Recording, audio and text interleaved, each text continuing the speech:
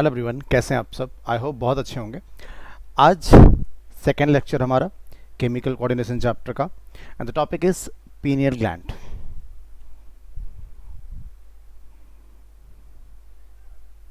Pineal gland में अगर हम बात करें तो पीनियल ग्लैंड की सबसे पहली जो इंपॉर्टेंट लाइन है वो है कि इसकी लोकेशन कहाँ है। तो pineal gland is located on dorsal side of forebrain. ये सबसे इंपॉर्टेंट सवाल है कि इसकी लोकेशन कहाँ है। तो डॉर्सल साइड ऑफ फोरब्रेन, ये पॉइंट आप नोट करें, फोरब्रेन के डॉर्सल साइड में है। आपको डायग्राम दिख रहा है, this is the corpus callosum, this is the thalamus, this is the hypothalamus, और यहाँ पे यानी कि फोरब्रेन के डॉर्सल साइड में आपको पीनियल ग्लैंड दिख रही है और इसको थोड़ा सा इनलार्ज करके पीनियल ग्लैंड आपको दिखाया गया है। आपको सो भी हो रहा है, तो ये पॉइंट इंपॉर्टेंट है। दूसरा, पीनियल ग्लैंड से सिक्रीट होने वाले हार्मोन का नाम, तो यस, मेलेटोनिन। कई इंपॉर्टेंट फंक्शन करता है ये, जैसा कि आपको दिख रहा है मेलेटोनिन स्लीप हार्मोन, यहाँ पे स्लीप हार्मोन, यानी ये लाइट और नाइट दोनों को कहीं ना कहीं दोनों को प्रभावित करता है या दोनों से प्रभावित होता है। Melatonin play very important role in regulation of 24 hour diurnal rhythm of our body. ये 24 घंटे में हमारी बॉडी रात में कैसे रिस्पॉन्ड करती है, दिन में कैसे रिस्पॉन्ड करती है, उसके प्रति कहीं ना कहीं ये बहुत ही अहम रोल प्ले करता है।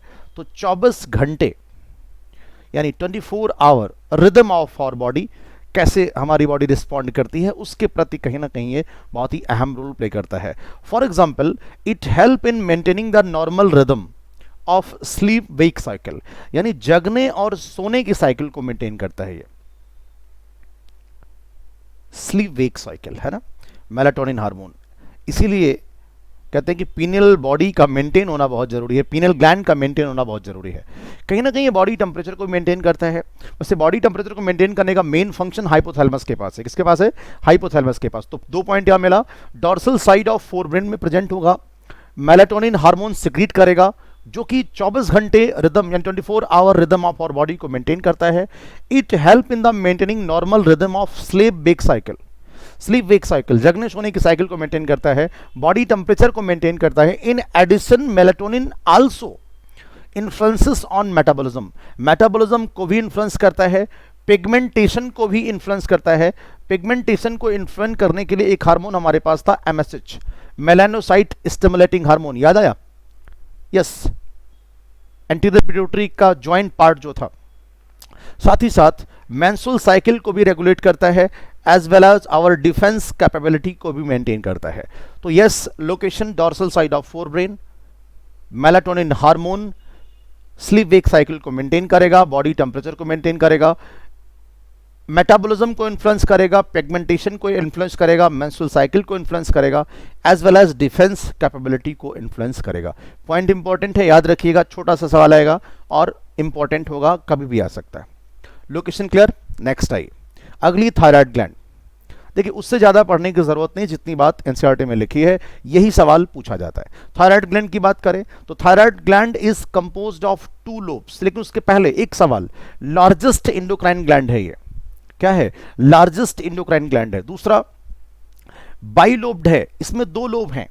एंथर भी बाइलोब्ड होता था, याद रखिएगा, और ये एच शेप की होती है। अगर आप इसको बनाएंगे तो ये एच शेप की बन के आती है। 2 लोब आपको इसमें दिखेंगे और बीच में जिससे जुड़ा होता है उसे स्थमक कहते हैं, अभी आगे डायग्राम में मिलेगा। तो इस composed of 2 lobes which are on either side of trachea, ठीक है ना, ट्रैकिया के साइड पे आपको मिलेगा, दोनों तरफ मिल जाएगा अगर आप देखेंगे। Both the lobes are interconnected with a thin flap of connective tissue known as isthmus. दोनों जो लोब हैं वो स्थमस से कनेक्टेड होते हैं। अगर आप इसको राइट मान लें और इसे लेफ्ट मान लें तो जो कनेक्शन है this is known as isthmus. Clear?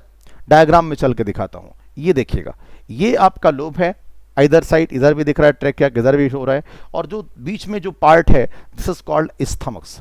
Thyroid इधर भी और इधर भी, ओके। दूसरी बात, इधर देखिए, ये हमारा राइट लोब है और ये हमारा लेफ्ट, बीच में जो पार्ट है दिस इज कॉल्ड स्थमस, और इसी पार्ट से कनेक्टेड है। एडिशनल एनसीईआरटी के बाहर का डायग्राम लाया हूं जिससे कि आपको अपनी बात समझा पाऊं। This is the thyroid gland, right lobe and left lobe, so that's why called bilobed. Either side of trachea पे लोकेटेड है और बीच में जिस पार्ट से कनेक्टेड है this is called isthmus. Diagram से अगर आप देख लेते हैं तो लंबे समय तक आपको याद रहती हैं चीजें, यही इसका उद्देश्य होता है, बाकी कोई और टारगेट नहीं होता। एडिशनल डायग्राम दिखाने का सिर्फ यही एक उद्देश्य आपसे होता है बस, और कोई पॉइंट नहीं है, ठीक है ना। चलो डायग्राम क्लियर, वापस आइए। The thyroid gland is composed of follicles and stromal tissue. Thyroid gland में अगर आप देखेंगे तो आपको फॉलिकल मिलेंगे और स्टोमल टिश्यू मिलेंगे। डायग्राम में दिखाते हैं, देखिए ये आपको फॉलिकल्स मिल रहा है, स्टोमल टिश्यू से कोई बहुत मतलब है नहीं, यहाँ पे फॉलिकुलर सेल से मतलब है। ये देखिए दिस इज द फॉलिकल्स, जो फॉलिकुलर सेल्स हैं यही हमारे हार्मोन को रिलीज करेंगे। और स्टोमल टिश्यू में आपको क्या दिखेगा, पैराफॉलिकुलर सेल्स होंगी जिन्हें सी सेल भी कहते हैं। इनका क्या फंक्शन है ये आगे बात होगी। तो पहले अगर आप इस स्ट्रक्चर को देखेंगे तो स्टोमल टिश्यू मिलेगा और फॉलिकुलर सेल मिलेगी। डायग्राम में आपको दिख रहा है follicular cell is quite important for us. क्यों, देखिएगा, each thyroid follicle is composed of follicular cells. जो हमारी फॉलिकल्स हैं, अगर ये आप देखें, दिस इज थायराइड फॉलिकल, ये पूरा हमारा क्या नाम है इसका, थायराइड फॉलिकल दिख भी रहा होगा, ये दिखा हुआ है थायराइड फॉलिकल। तो जो थायराइड फॉलिकल होता है ना, मान लीजिए यही हमारा थायराइड फॉलिकल हो गया, तो अब ये थायराइड फॉलिकल ढेर सारे फॉलिकुलर सेल से मिलकर बना होता है, जैसे मैं आपको बना के दिखा रहा हूं। ढेर सारी फॉलिकुलर सेल्स हैं, ये देखिए एक का नाम है फॉलिकुलर सेल। डायग्राम मिटाने जा रहा हूं अब, देखिएगा ये, तो this is called follicular cell. Okay, तो दिस इज द फॉलिकल, पूरे को बोलेंगे फॉलिकल और एक को बोलेंगे फॉलिकुलर सेल। वापस आइए, यस। तो each thyroid follicle is composed of follicular cell enclosing a cavity, जिसमें एक कैविटी बन जाती है अपने आप, जो मैंने अभी आपको बना के दिखाया था। Okay, enclosing a cavity.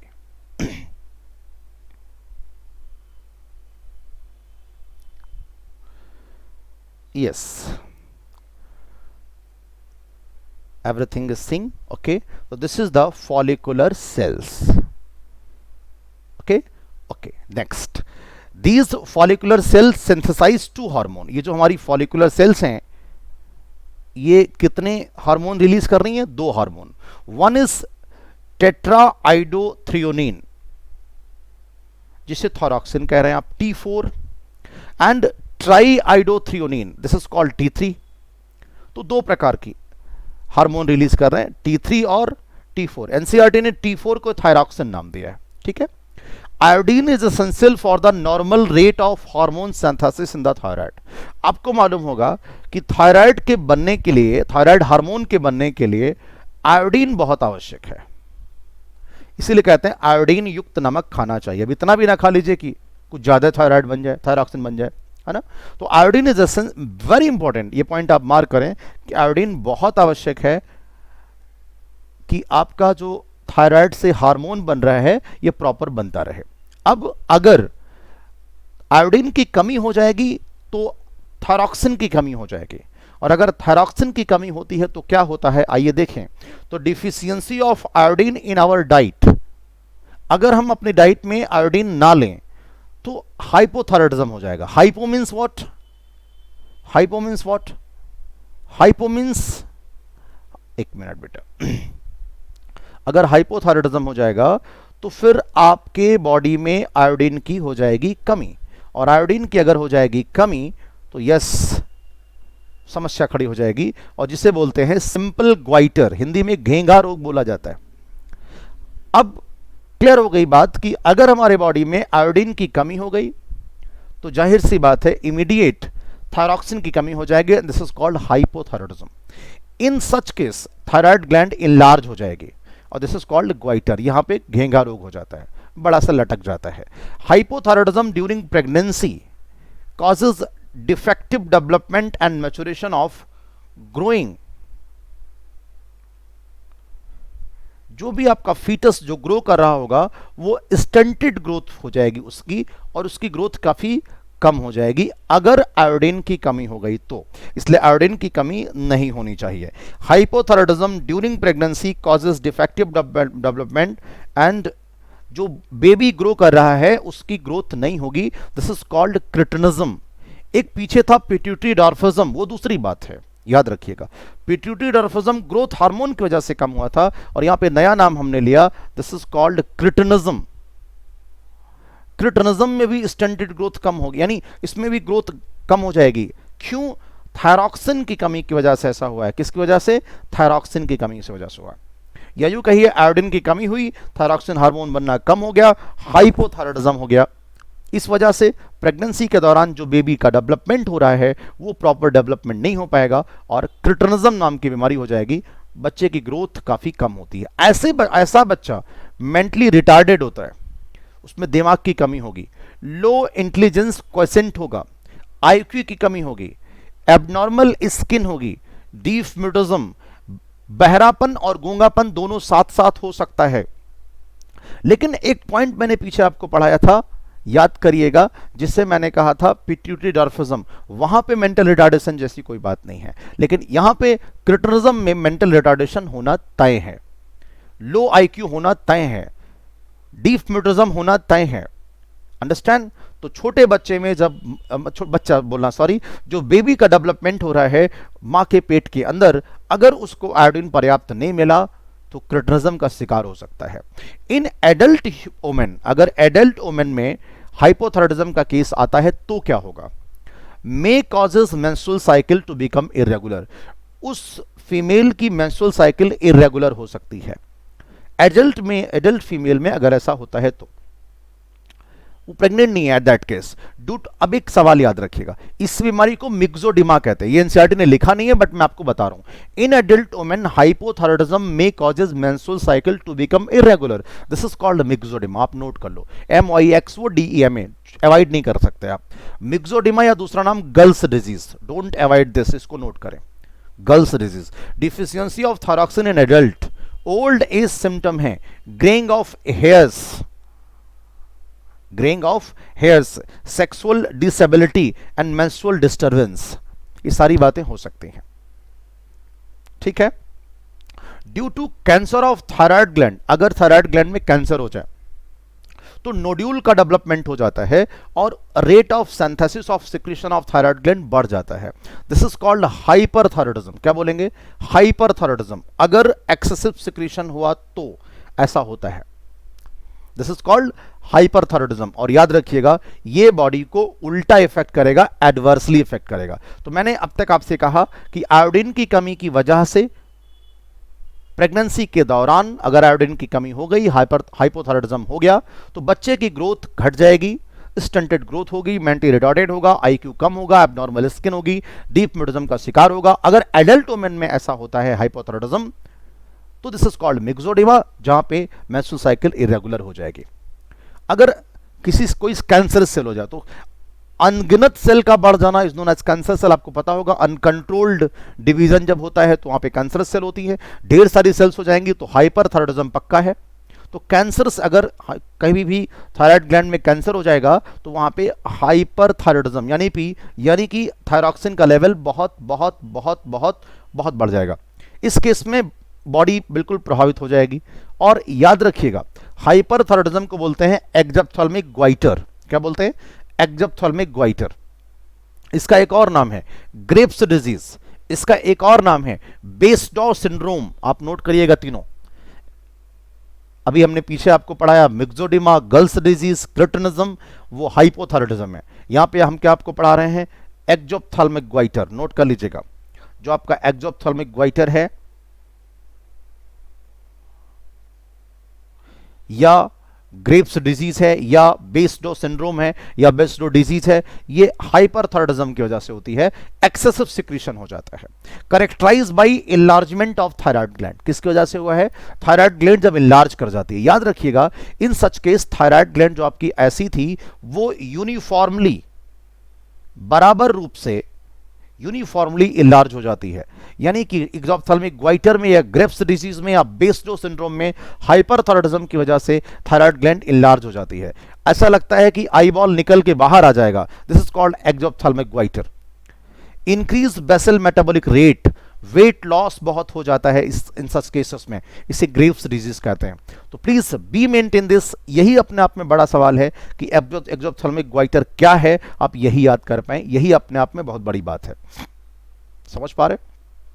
चलिए, तो ग्रेव्स डिजीज हो गया, एक्सोथैलेमिक ग्वाइटर हो गया, सारी बातें हमने आपको एक एक करके बता दी। अब एक हमने पढ़ा था पैराफॉलिकुलर सेल, आगे बात होगी अभी। ये रिलीज करता है कैल्सिटोनिन हार्मोन, या इसका एक और नाम है थायरोकैल्सिटोनिन। ये कैल्शियम लेवल को ब्लड में घटा देता है।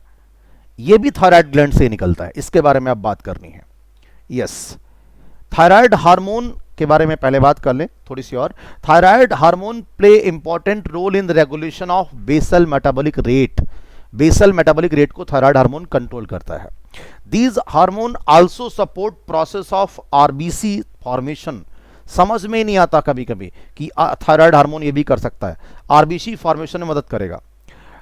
Thyroid hormone control the metabolism of carbohydrate, protein and fat. ये कार्बोहाइड्रेट, प्रोटीन और फैट के मेटाबॉलिज्म को भी कंट्रोल करता है, उसमें भी मदद करता है। Even maintenance of water and electrolyte balance is also influenced by thyroid hormone. बेहद इंपॉर्टेंट हार्मोन है ये।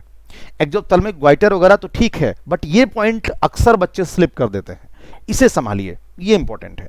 इंपॉर्टेंट रोल है regulation of basal metabolic rate में, प्रोसेस ऑफ आरबीसी प्रोडक्शन में मदद करेगा, मेटाबॉलिज्म कार्बोहाइड्रेट, प्रोटीन और फैट की मेटाबॉलिज्म को भी कंट्रोल करेगा, वाटर और इलेक्ट्रोलाइट बैलेंस को भी मेंटेन करेगा थायराइड हार्मोन। नाम से पता ही नहीं चलता, क्योंकि थायरॉक्सिन पे ही लोग लटक के रह जाते हैं, यहां तक पहुंचते ही नहीं।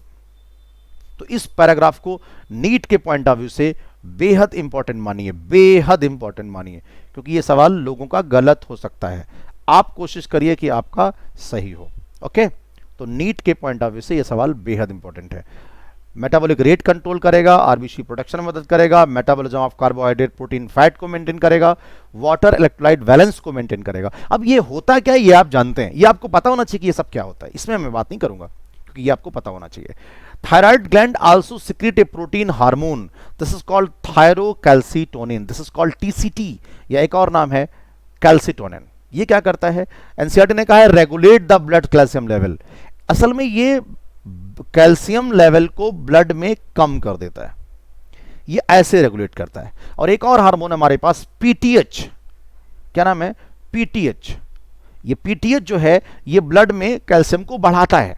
तो ये दोनों लोग मिलके काम करते हैं। मैं पूरी बात यहां से मिटाने जा रहा हूं। Calcitonin decrease the calcium level in blood, और पीटीएच ये आगे आगे पढ़ाऊंगा, पैराथार्मोन जो आपका है ये कैल्शियम लेवल को ब्लड में घटाता है, और ये दोनों लोग मिलके ऐसे ही काम करते हैं। बात कुछ पल्ले पड़ रही है ना, ठीक है। तो थायराइड से दो हार्मोन निकले, एक टीसीटी, दूसरा थायरॉक्सिन। थायरॉक्सिन की वजह से पीछे बढ़ के आए हैं, और टीसीटी, ये सवाल लोग गलत करते हैं, आप गलत ना करें, इतना इंपॉर्टेंट है। ये लोगों से गलत होता है, वो भूल जाते हैं कि कैल्शियम लेवल बढ़ाएगा या घटाएगा। तो टीसीटी क्या करेगा सर, घटाएगा कि बढ़ाएगा, बताइए जरा। टीसीटी घटाएगा, और पीटीएच या मैंने घटाना लिख दिया, ये बढ़ाएगा। अभी आगे बात होगी, तो फिर से क्लियर कर लीजिए, देखिए हम ही भूल गए। याद रखना आपको है कि टीसीटी बढ़ाएगा, नो घटाएगा, यस। और अच्छे से एक बार लिख दूं, बिल्कुल गलत नहीं होना चाहिए। टीसीटी डिक्रीजेस, 3 बार लिखा हुआ है यहां पे, और पीटीएच ये बढ़ाएगा। क्लियर, दोनों पॉइंट अच्छे से रिकॉल रखिएगा, चलेगा। बढ़े तो थायरोकैल्सिटोनिन क्या करेगा, घटाएगा, पीटीएच क्या करेगा, बढ़ाएगा, दोनों लोग मिलकर रेगुलेट करेंगे। तो टीसीटी में एक बार और चलते चलते बता दे रहा हूं, ये डिक्रीज करेगा कैल्शियम को इन ब्लड। चले नेक्स्ट, पैराथायराइड ग्लैंड। बात करते हैं पैराथायराइड ग्लैंड। पैराथायराइड ग्लैंड की संख्या 4 in number, 4 in number. In human 4 parathyroid gland are present on back side of thyroid gland. Thyroid gland के पीछे के साइड में आपको मिलेगी। 1 pair each in two lobe of thyroid gland. Thyroid gland में ही आपको ये मिलेगी। किस ग्लैंड में मिलेगी, थायराइड ग्लैंड में मिलेगी। दिखा दूं क्या चल के, नहीं रुको, पहले इसको हाईलाइट करो।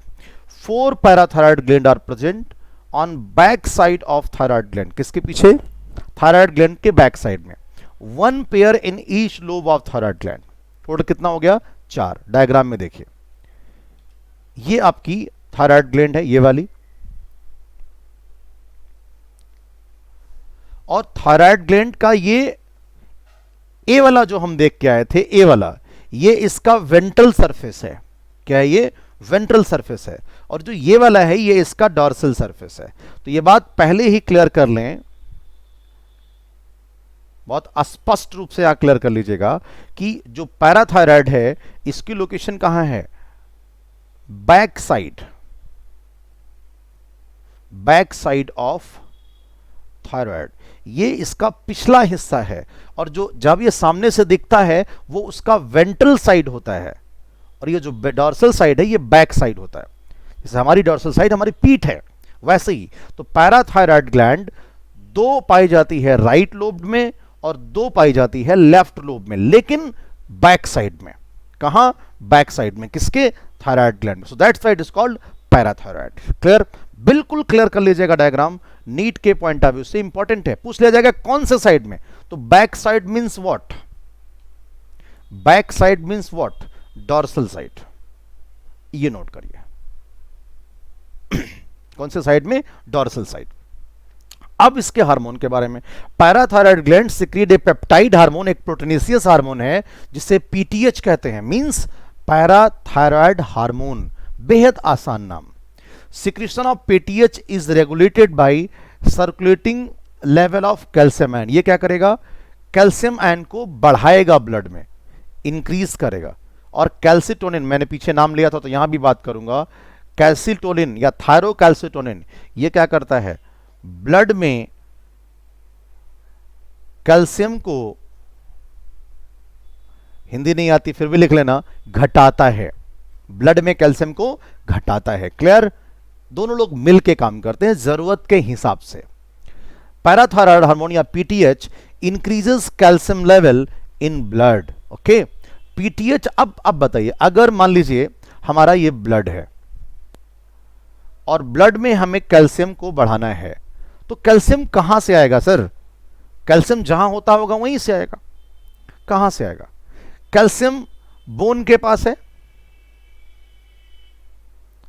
तो बोन से खींच लेंगे कैल्शियम को। यस, स्टिमुलेट, यानी पीटीएच एक्ट ऑन बोन और stimulate the process of bone resorption, या इसे डिसोल्यूशन कहते हैं, या इसे डीमिनरलाइजेशन कहते हैं। बोन से खींच लिया जाएगा। बोन को, ये देखिए ये बोन है, बोन से कैल्शियम ले रहा है ये। बोन को, बोन के कुछ पार्ट से काट करके ले लेगा, मतलब बोन से ले लेगा अगर ब्लड को जरूरत है तो। Yes, this is called dissolution, या दिस इज कॉल्ड डीमिनरलाइजेशन, या बोन रिजॉर्प्शन। क्लियर हो रहा है बात? ओके। दूसरी बात, और कहां से मिल सकता है? किडनी दे सकता है। PTH stimulates the reabsorption of calcium by the renal tubule. Calcium अगर कहीं किसी तरीके से रीनल ट्यूब्यूल में चला गया है तो वहां कहेगा किडनी से, भैया ऐसा करते जरा कैल्शियम एब्जॉर्ब कर लेते और हमें दे देते। तो यस, किडनी से भी ले लेगा, कहेगा भैया एब्जॉर्ब कर लो और हमें वापस कर दो, हमें ब्लड को कैल्शियम देना है। तो एक प्रकार से और ब्लड को कैल्शियम दे दिया। तीसरा एक जगह और भी है, हम भोजन में अगर कैल्शियम लेते हैं तो डाइजेस्टेड फूड के थ्रू जीआईटी से कहेगा, हे भैया ऐसा करो, मुझे जरा कैल्शियम दे दो, मुझे बड़ी जरूरत पड़ी है। तो यस, कैल्शियम यहां से भी ले लेगा, यानी बोन से कैल्शियम ले लेगा। बोन से कहेगा मुझे कैल्शियम दो, किडनी से कहेगा मुझे कैल्शियम दो, जीआईटी से कहेगा मुझे कैल्शियम दो, डाइजेस्टेड फूड की मदद से। ओवरऑल हाइपर कैल्शियमिक हार्मोन है ये। क्या है? हाइपर कैल्शियमिक हार्मोन है, and it increases the blood calcium level along with TCT, यानी थायरोकैल्सिटोनिन। नाम मार्क कर लीजिएगा, TCT मतलब thyrocalcitonin. Significant role in the calcium balance in the body. Last में लिख ही दिया कि थायरोकैल्सिटोनिन की मदद से ये दोनों लोग मिलके कैल्शियम को ब्लड में मेंटेन करते हैं। अगर ब्लड में कैल्शियम कम हो गया तो बोन से छीन लेंगे, डाइजेस्टेड फूड के थ्रू ले लेंगे, रीनल ट्यूब्यूल से कहेंगे मैक्सिमम रिजॉर्प्शन करा के हमको कैल्शियम दो, कहीं से भी लाके कैल्शियम दो, बट हमें कैल्शियम चाहिए क्योंकि हमारे शरीर को कैल्शियम की जरूरत आन पड़ी है। तो this is called parathyroid gland. सबसे इंपॉर्टेंट सवाल, ये एक स्मॉलेस्ट एंडोक्राइन ग्लैंड है, ये भी आप नोट कर लें। This is the smallest endocrine gland. Largest endocrine gland कौन सी है? Thyroid gland. Smallest endocrine gland कौन सी है? Parathyroid gland. पैराथायराइड ग्लैंड की संख्या 4। थायराइड ग्लैंड के लोब कितने? 2। पैराथायराइड के बैक साइड में कौन से ग्लैंड? सॉरी, थायराइड ग्लैंड के बैक साइड में कौन सी gland? Parathyroid gland. Back side मतलब डॉर्सल साइड। कितनी संख्या? 4। पैराथायराइड ग्लैंड कौन सा हार्मोन सिक्रीट करती है? पीटीएच। क्या करेगी? कैल्शियम को रेगुलेट करेगी। एक्चुअली क्या करेगी? कैल्शियम को बढ़ाएगी। कैसे? बोन से लेके बोन रिजॉर्प्शन प्रोसेस के द्वारा स्टिमुलेट करेगी reabsorption of calcium by the renal tubule, और कैल्शियम अब्जॉर्प्शन को भी स्टिमुलेट करेगी डाइजेस्टेड फूड से। ओवरऑल ये हाइपर कैल्शियमिक हार्मोन है, टीसीटी के साथ मिलके बड़ा अहम रोल प्ले करते हैं। मैंने यहाँ पे डायग्राम के थ्रू आपको समझाने का प्रयास किया है कि कैल्शियम से कैसे लेगा, यहाँ से डाइजेस्टेड फूड से कैसे लेगा, और किडनी से कैसे लेगा। और ओवरऑल पैराथायराइड ग्लैंड ये वाली है, 4 जो डॉट बने छोटे छोटे, ये हैं पैराथायराइड ग्लैंड, और ये ब्लड में कैल्शियम का लेवल बढ़ा देंगे। It's all about for your parathyroid gland. Next is the thymus gland. सबसे इंपॉर्टेंट सवाल, जैसा पीछे इंपॉर्टेंट रहा है कि थाइमस, अगली ग्लैंड कौन सी है? Thymus gland. पीछे थायराइड पैराथायराइड पढ़ लिया है, अब कौन सी है? Thymus gland. थाइमस ग्लैंड क्या है, इसके बारे में भी बात करें। Thymus gland is a lobular structure. कैसा है ये सर? लोबुलर स्ट्रक्चर है, located between the lungs, behind sternum on the ventral side of aorta. Aorta के वेंट्रल साइड पे, यानी एओर्टा के आगे, एओर्टा के आगे। दोनों बातें समझिएगा। पहले मैं एक एक चीज आपको दिखाऊं। ये देखिए ध्यान से, ये हमारा थाइमस है, ये हमारा दोनों लंग्स हैं, यानी बिटवीन लंग्स। ये बात क्लियर हो गई, पहला पॉइंट। दूसरा, बिटवीन लंग्स बिहाइंड स्टर्नम, यानी स्टर्नम के पीछे, स्टर्नम के पीछे। ये आपकी स्टर्नम है, इसके पीछे आपको मिलेगी। ये लाइन बेहद इंपॉर्टेंट है। स्टर्नम के बिहाइंड और एओर्टा के वेंट्रल साइड, यानी एओर्टा के आगे और स्टर्नम के पीछे। क्लियर हो गई डायग्राम? लोकेशन क्लियर हो रही है? एओर्टा के आगे एंड स्टर्नम के पीछे, लंग्स के बीच में एक लोबुलर स्ट्रक्चर है जिसे थाइमस कहते हैं। और कोई बच्चा नहीं है जो इस बात को ना समझता हो कि थाइमस का काम इम्यूनिटी में बहुत अहम रोल प्ले करना है। Thymus play a very important role in the development of immune system. Immunity के लिए थाइमस बेहद मशहूर ग्लैंड है, इम्यूनिटी के लिए बेहद मशहूर है। This gland secrete the peptide hormone, this is called thymosin. क्या नाम है इसके हार्मोन का? Thymosin. Yes sir, thymosin. Thymosin play major role in differentiation of T lymphocytes. आपने नाम सुना होगा, T lymphocytes, which provide CMI, this is called cell mediated immunity. कौन? सेल मीडिएटेड इम्यूनिटी वाले में हमने खूब पढ़ाया है सब। In addition thymosin also promote production of antibody, provide humoral immunity. यानी कि थाइमोसिन जो आपका है, ये सेल मीडिएटेड इम्यूनिटी में तो अहम रोल प्ले करता ही करता है, ह्यूमोरल इम्यूनिटी यानी एंटीबॉडीज के बनाने में भी मदद करता है। एक सवाल ये हो गया। दूसरी बात, thymus is degenerated in old individual resulting in decrease production of thymosin. या यूं मैं कहूं, जैसे जैसे उम्र बढ़ती जाती है, थाइमस ग्लैंड की साइज घटती चली जाती है। ये 12th में एक जगह आपने पढ़ा होगा, जरूर आप वहां पे पढ़ते हैं जाके, है ना? तो वहां पे आप पढ़ेंगे। अगर आपने नहीं पढ़ा है तो पढ़ लीजिएगा, पढ़े हैं तो अच्छी बात है। तो साइज यानी धीरे धीरे इनकी साइज क्या हो जाती है? घटती चली जाती है। तो जब साइज घटती चली जाती है तो थाइमोसिन का सिक्रीशन भी एज के साथ क्या होता है? कम होता है। तो इम्यूनिटी भी उम्र के साथ साथ कम होती है। क्लियर? एक बात और बात कर लें फाइनली, इसी वजह से immune response of old person समय के साथ क्या हो जाता है? वीक हो जाता है, कमजोर हो जाता है। या यूं कहें, thymus gland is a lobular structure, lungs के बीच में, एओर्टा के वेंट्रल साइड, स्टर्नम के पीछे, यहां मिलेगी आपको। दूसरी बात अगर हम आपसे करें, याद रखिएगा, अगर हम सेकेंड पॉइंट यहां से डिस्कस करें कि this glands secrete a hormone known as thymosin. क्या बोलेंगे? थाइमोसिन। ये टी लिम्फोसाइट्स, नहीं समझ में आ रहा है? टी लिम्फोसाइट्स का डिफरेंशिएशन करेगा और सीएमआई में अहम रोल प्रोड्यूस करेगा। Thymosin also produce production of antibodies, this is called humoral immunity. क्या बोलेंगे? Humoral immunity. इसमें भी, यानी अगर कोई पूछे टी लिम्फोसाइट का कहां फंक्शन है तो सीएमआई, लेकिन ह्यूमोरल इम्यूनिटी में भी अहम रोल प्ले करता है। उम्र के साथ साथ इनकी साइज घटती चली जाती है, थाइमोसिन हार्मोन कम होता चला जाता है और इम्यूनिटी हमारी समय के साथ कमजोर होती चली जाती है। तो ये बात हमारी हो गई पूरी थाइमस के बारे में। तो ये एक एक करके धीरे धीरे आपने पीनियल के बारे में बात कर लिया, थायराइड के बारे में बात कर लिया, पैराथायराइड के बारे में बात कर लिया, थाइमस के बारे में बात कर लिया। अब हमारी एक ग्लैंड और है, this is the adrenal gland. आइए पढ़ते हैं, this is known as adrenal gland. ये क्या है? एडिनल ग्लैंड का एक और नाम है सुप्रारीनल ग्लैंड। क्या नाम है? Suprarenal gland. देख लेते हैं एवरीथिंग इज फाइन और नॉट, देन हम लोग स्टार्ट करते हैं। Yes, everything is fine now. चलिए, एडिनल ग्लैंड, सुप्रारीनल ग्लैंड कहते हैं इसको। Our body has one pair of adrenal gland. हमारे बॉडी के पास कितनी पेयर ऑफ एडिनल ग्लैंड है? One pair of adrenal gland, one at the anterior part of each kidney. Location चल के दिखा देता हूं। ये देखिए, अगर ये किडनी है तो ये एडिनल ग्लैंड है। दो किडनी होगी तो दोनों पे आपको मिलेगी। सुपीरियर पोर्शन पे पाई जाती है, ये इंफीरियर पोर्शन होगा, ये सुपीरियर वाला, इसीलिए इसको सुप्रारीनल ग्लैंड भी कहते हैं। रीनल मतलब किडनी, सुप्रा मतलब सुपीरियर पार्ट, तो सुप्रारीनल ग्लैंड कहते हैं क्योंकि एडिनल ग्लैंड रीनल यानी किडनी के ऊपर पाई जाती है। दो बात और, the gland is composed of two types of tissue. In gland के पास दो प्रकार के टिश्यूज होते हैं। सेंट्रली लोकेटेड, सेंट्रली वाला हमेशा मेडुला होता है, आपकी बात में बता चुका हूं, this is called adrenal medulla. और जो बाहर वाला है this is called adrenal cortex. अब मैं अगर मैं आपको जनरल एक डायग्राम ऐसी एक लाइन खींच के बना दूं, तो मान लो ये बना दूं मैं, तो जो अंदर वाला पार्ट होगा दिस इज कॉल्ड मेडुला, और जो बाहर वाला होगा दिस इज कॉल्ड कॉर्टेक्स। अभी आगे बात होगी पूरी, ठीक है। अंडर, अब देखिए यहां पे एडिनल मेडुला दूसरा हार्मोन रिलीज करेगा, एडिनल कॉर्टेक्स दूसरा हार्मोन रिलीज करेगा, पूरी बात अभी होगी।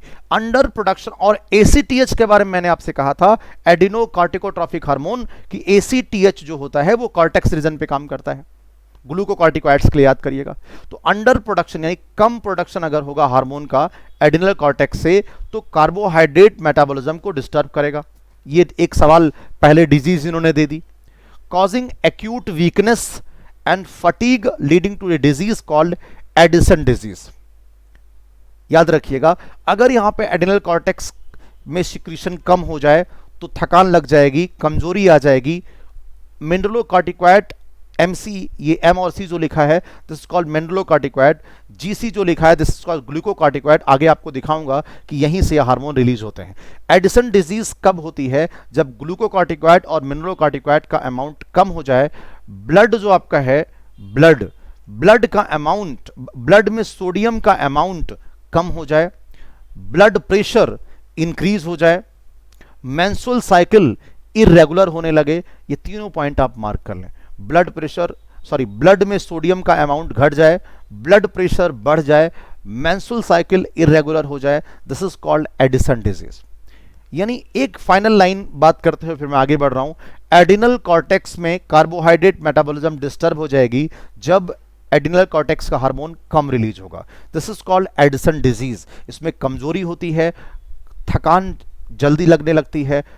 एक्चुअली क्या होगा, ब्लड में सोडियम का अमाउंट घट जाएगा, ब्लड प्रेशर बढ़ जाएगा, मेंस्ट्रुअल साइकिल इरेगुलर हो जाएगी एंड सो ऑन। ठीक है ना। चलो अब पूरी बात डिटेल में करें। आप देखिए, अगर आप यहां से देख पा रहे हो तो जो बाहर वाला पोर्शन है, अगर आप ये टीएस कट करें, है ना, तो section showing the two part. One is the central part, this is the medulla. ये जो पार्ट दिख रहा है दिस इज मेडुला, और बाहर का जितना दिस इज द मेडुला, और बाहर के जितने पार्ट दिख रहे हैं दिस इज द कॉर्टेक्स। क्या दिख रहा है, क्या है, कॉर्टेक्स। जो कॉर्टेक्स होता है ये मेजर पार्ट है, अबाउट 75% पार्ट होता है ये। कितना? 75% पार्ट। और जो एडिनल मेडुला हमारा है ये लगभग 25% पार्ट होता है। अब ये कितना परसेंट है, कितना कम है, कितना ज्यादा है, इस बारे में हम आपसे बात अभी आगे करेंगे एक एक करके कि कैसे क्या होगा, लेकिन थोड़ी सी बात आगे समझें, ध्यान से देखें। एडिनल मेडुला से दो हार्मोन आपको मिलेगा, एड्रेनालिन और नॉर एड्रेनालिन। अभी इस पर डिस्कशन करेंगे, लेकिन क्लियर यह होना चाहिए कि डायग्राम में ये बाहर वाला जो पोर्शन है this is called adrenal cortex, और जो अंदर वाला है this is called adrenal medulla. Clear ना। इसी के अंदर बात करनी है, आइए पूरा करते हैं। एडिनल मेडुला यानी ये सेंटर की बात कर रहे हैं। कहां की? सेंटर की बात कर रहे हैं। Secretes two hormone. कितने हार्मोन की बात कर रहे हैं यहां से? दो हार्मोन। तो एक हो गया हमारा एड्रेनालिन, या इसी का एक और नाम है इपिनेफ्रिन। यानी मैं क्लियर कर दूं पहले ही, एड्रीनल मेडुला से ये रट लीजिएगा भैया, बहुत पूछा जाता है। दो हार्मोन रिलीज होंगे, एक का नाम है एड्रेनालिन और दूसरा का नाम है नॉर एड्रेनालिन। दोनों का फंक्शन लगभग एक ही है। या इसी का नाम इपिनेफ्रिन और इसी का नाम नॉर इपिनेफ्रिन, ठीक है ना। चलो, इन दोनों को मिला के एक नया नाम देते हैं, दिस इज कॉल्ड कैटिकोलामीन। दोनों को मिला के क्या बोलेंगे, कैटिकोलामीन, सीसी, कैटिकोलामीन। तो यस, एड्रिनल मेडुला से आपके पास दो हार्मोन मिले, एक एड्रेनालिन, दूसरा नाम इपिनेफ्रिन, और एक नॉर एड्रेनालिन, इसका भी दूसरा नाम nor epinephrine. These are called catecholamines.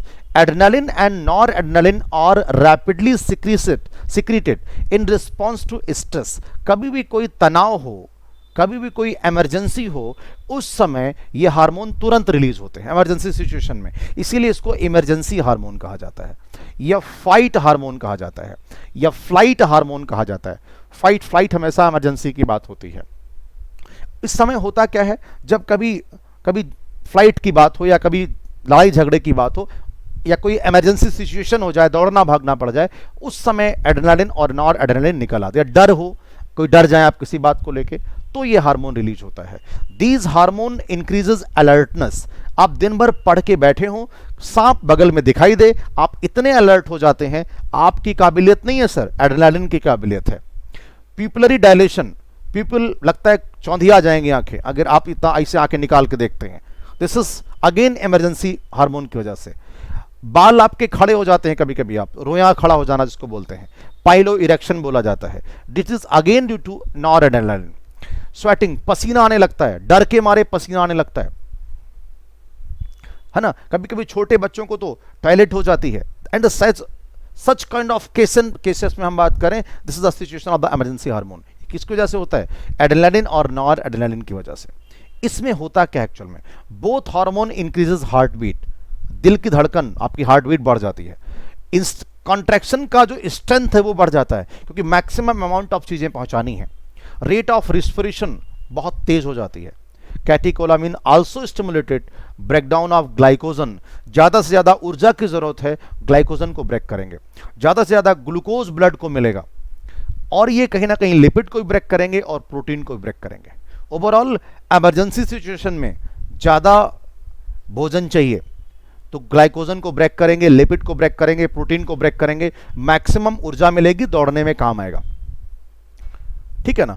Maximum oxygen चाहिए, रेट ऑफ रेस्पिरेशन बढ़ा देंगे, मैक्सिमम ब्लड चाहिए, हार्ट कंट्रक्शन की स्ट्रेंथ बढ़ा देंगे, हार्ट बीट को बढ़ा देंगे, डर के मारे अलर्टनेस क्रिएट हो जाती है, डायलेशन हो जाता है, पिपिल रोए खड़े हो जाते हैं, पसीना निकलने लगता है। This all the such cases are known as emergency situation, and this are controlled in the two hormone only, adrenaline and noradrenaline. दोनों का फंक्शन क्या है, increase alertness, pupillary dilation, piloerection, sweating, heart beat बढ़ाना, heart contraction की strength को बढ़ाना, rate of respiration को बढ़ाना, ग्लाइकोजन को तोड़ना, ब्लड में ग्लूकोज बढ़ाना, लिपिड प्रोटीन को ब्रेक डाउन करना। कितने काम हैं एड्रेनालिन के अकेले के, कितने काम हैं, इतने फंक्शन हो गए एड्रेनालिन के। मुझे लगता है कि आपको मेरी बात समझ में आ गई होगी, please learn it.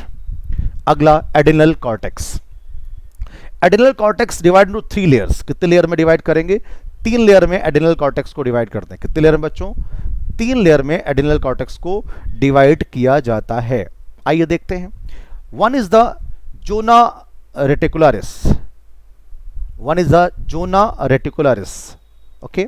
Second is zona fasciculata and third is zona glomerulosa, यानी बाहर से अंदर की तरफ GFR, याद कर लीजिएगा, बाहर से अंदर GFR याद होगा, सबसे बाहर G, सबसे अंदर R, मतलब जोना ग्लोमेरुलोसा, देन जोना fasciculata, देन जोना रेटिकुलरिस। सबसे अंदर वाली कौन सी होगी, यस, जोना रेटिकुलरिस। सबसे बाहर वाली जोना ग्लोमेरुलोसा। डायग्राम में दिखाते चल के, ये देखिए, ये आपका एड्रिनल ग्लैंड है, सुपीरियर सरफेस ऑफ किडनी से जुड़ा होता है।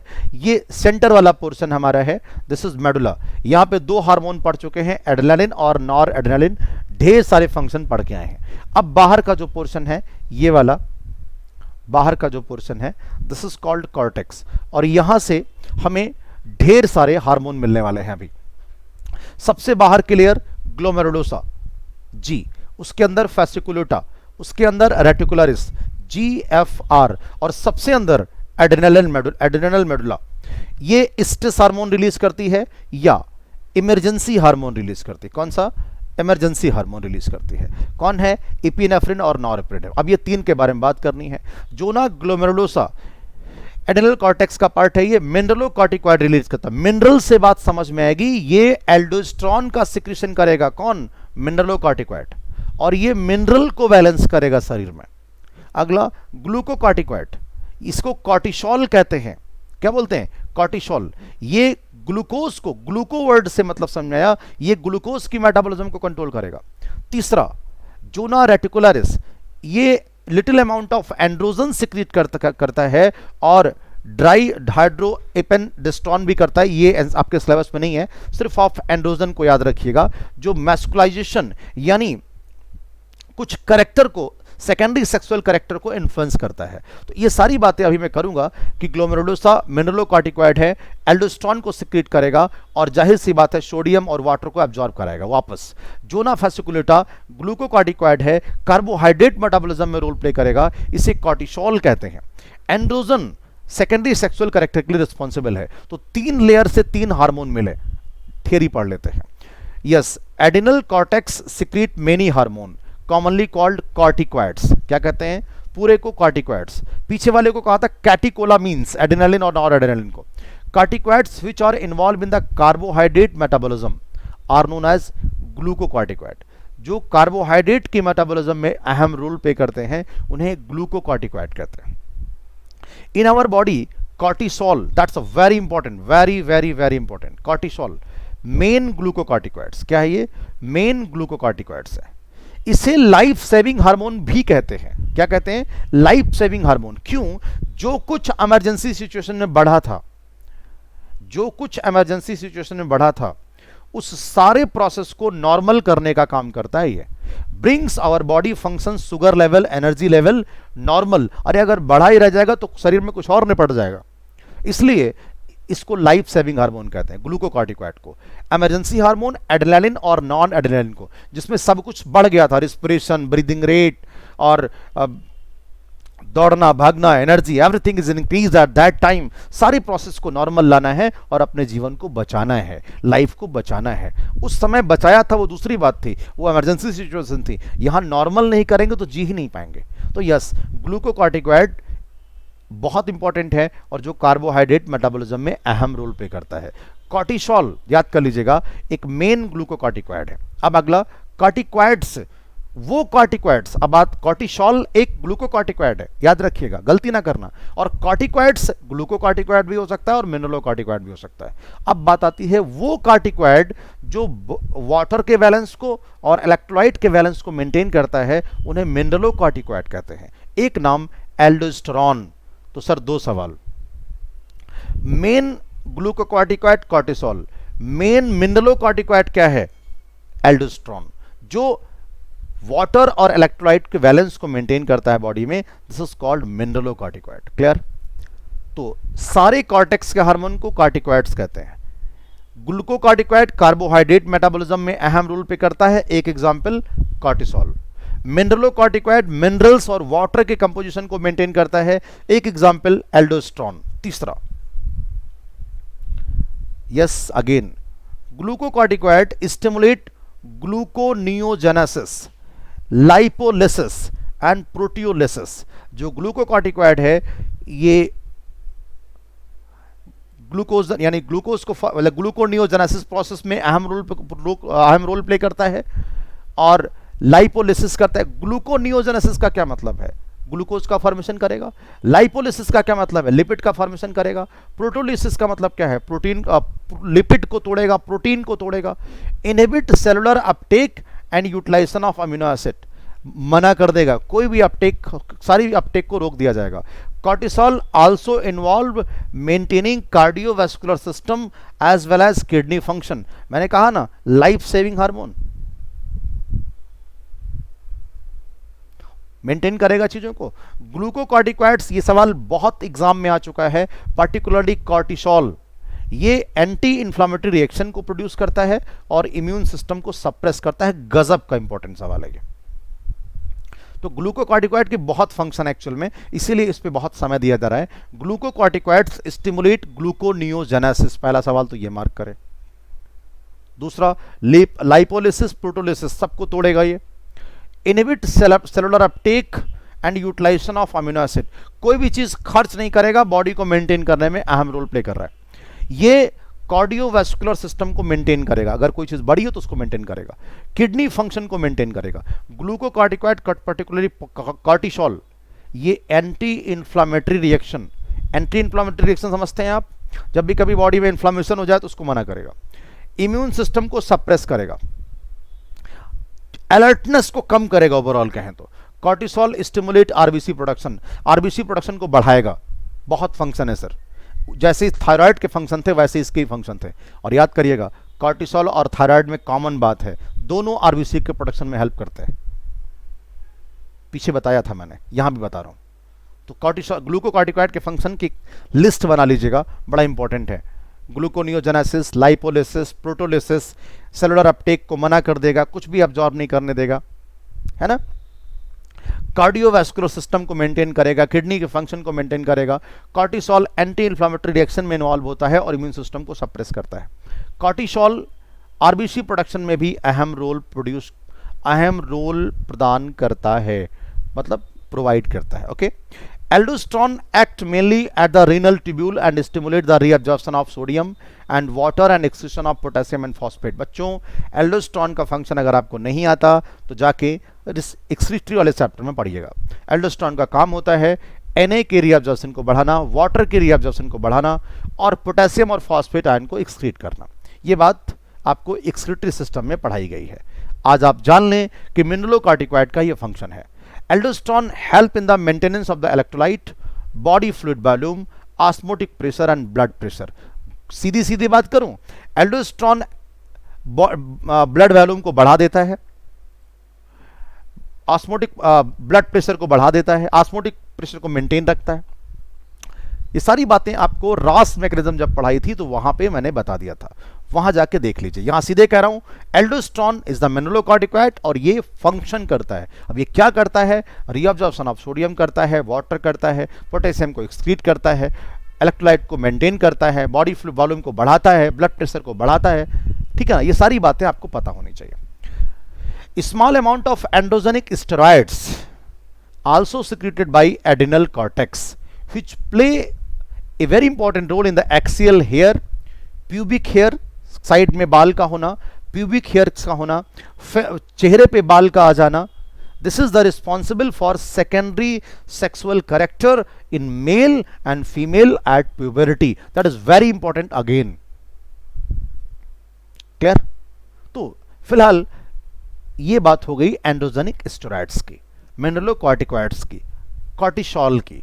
यानी ये कॉर्टिसोल या यूं कह लीजिए glucocorticoids, mineralocorticoid and sex steroid, ये तीनों हार्मोन आपको कहां से मिले? एड्रिनल कॉर्टेक्स से। मेडुला से कौन मिला? Noradrenaline and adrenaline. मुझे उम्मीद है कि आपको पूरी बात समझ में आ गई होगी एड्रिनल ग्लैंड की। अब आइए लास्ट में चलते चलते एक बार बात और कर लें एड्रिनल ग्लैंड की। क्या? एड्रिनल ग्लैंड रेगुलेट या कंट्रोल 4S काम, 4S को ये कंट्रोल करता है। कैसे? ये सॉल्ट को बैलेंस करता है वाया मिनरलोकॉर्टिकॉइड। ये सेक्स डेवलपमेंट की बात करता है वाया सेक्स स्टेरॉइड, मैंने कहा था। शुगर को बैलेंस करता है वाया ग्लूकोकॉर्टिकॉइड्स, है ना। स्ट्रेस रिएक्शन, इमरजेंसी सिचुएशन, याद आया? Emergency situation via noradrenaline and adrenaline, मैं सब बता चुका हूं। Response of adrenal medulla is known as 3F। Why? Fight, flight और फेयर, डर, फ्लाइट और फाइट, इनके दौरान ये रिस्पॉन्स करता है एड्रिनल मेडुला नॉरएड्रेनालिन और एड्रेनालिन सिक्रीट करके। इस वजह से इसे 3F ग्लैंड कहते हैं, इसे 4S ग्लैंड कहते हैं, क्योंकि सॉल्ट, सेक्स, शुगर और स्ट्रेस में मदद करता है। इस इज कॉल्ड 4S ग्लैंड या it is called 3F gland. Fight, flight और फेयर, इसकी वजह से भी एड्रिनल ग्लैंड से बहुत सवाल अब तक पूछे जाते रहे हैं। तो it's all about for your endocrine glands. In next videos we will discuss about pancreas, testis, ovary and mechanism of hormonal action. तो इस वीडियोज में इतना ही, बाकी अगले वीडियो में। Thank you.